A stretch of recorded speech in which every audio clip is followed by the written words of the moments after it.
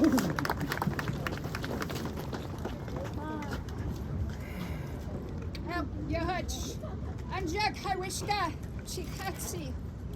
afternoon, friends and relatives.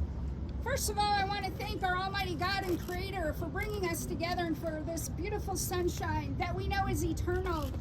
And just as the sunshine is eternal and rises in the morning and sets in the evening, so too are the gifts that our Almighty Creator gifted to each and every one of us, and that is the gift of our children, the gift of our future, and the gift of sovereign tribal nations who have been here from the beginning of time, and we will be here until the end of time. When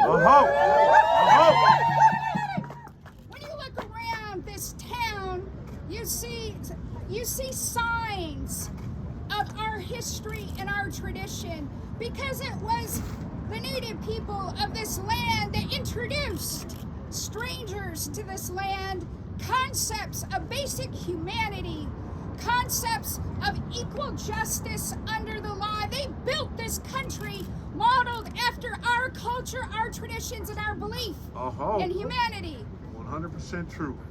And not only are they here in this place, but we are challenged from contact, generation after generation, of trying to live one way and one way only, and that is as our Creator intended, to speak our languages, to live as our Creator intended on the lands gifted to our ancestors when time began.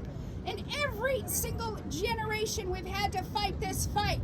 And I'm telling you, spending 3 hours in this courtroom with the highest court of this land, the Supreme Court, and sit here and still feel that they do not get us.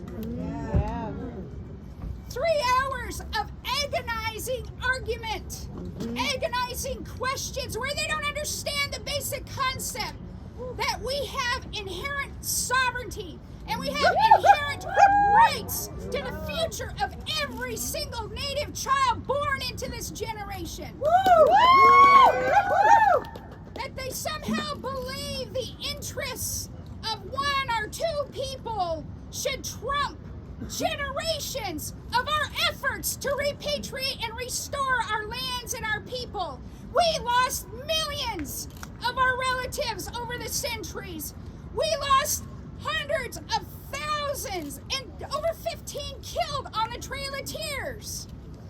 And if you think about even just in our lifetime, the active effort to sterilize our native women who are full blood, that was by design and with purpose to annihilate and destroy us off the face of this earth.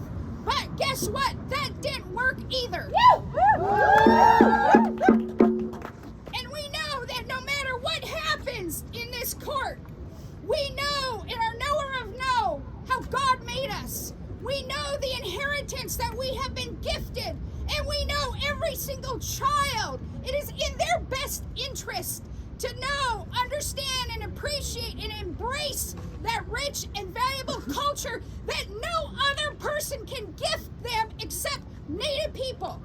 And that is not a racial consideration, that is a political classification, and that is something that is necessary. This United States Congress saw it fit as necessary, but one tool to protect our children and to keep our children home. And that one tool is under direct attack, and we know that this fight is long from over. We know that for generations to come, we're going to come back stronger, more resilient, more determined, and we will not give up on a single child. We also know that the work ahead of us is far from over. And I just ask each and every one of you who are here today to reach out to your friends and colleagues. We have some more work to do in the United States Congress on addressing this case. I urge each and every one of you to get to know the strategies that we are doing. This time is so very important and so very critical. And I cannot leave this podium without saying this truth. We know that this case is so much more than our children.